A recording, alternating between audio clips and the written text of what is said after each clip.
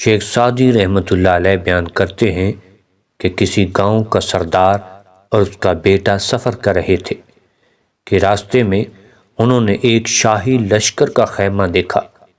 جب دونوں وہاں پہنچے تو سپاہیوں کی شان و شوکت اور بادشاہ کا رعب اور دبدبہ دیکھ کر اس سردار کے بیٹے پر ہیبت طاری ہو گئی۔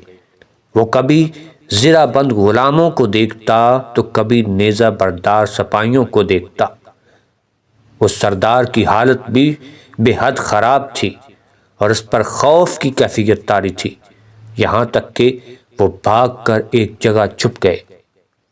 بیٹے نے باپ کی ایسی حالت دیکھی تو کہا کہ آپ تو ایک بستی کے سردار ہیں اور میں سمجھتا ہوں کہ آپ ایک بڑے سردار ہیں، پھر آپ اس بادشاہ کے اس لشکر سے اس قدر خوف زدہ کیوں ہیں؟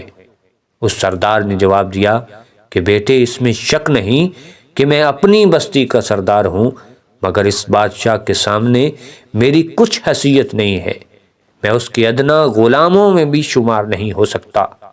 شیخ سعدی رحمۃ اللہ علیہ فرماتے ہیں کہ کبریائی اور شان اللہ رب العزت کی ہے، اور اس حقیقت سے آشنا اللہ کے ولی ہیں، ان پر ہر وقت یہی ہیبت طاری رہتی ہے، اور ان کی حالت اس سردار جیسی نہیں جو بستی میں خود کو بڑا خیال کرتا ہے۔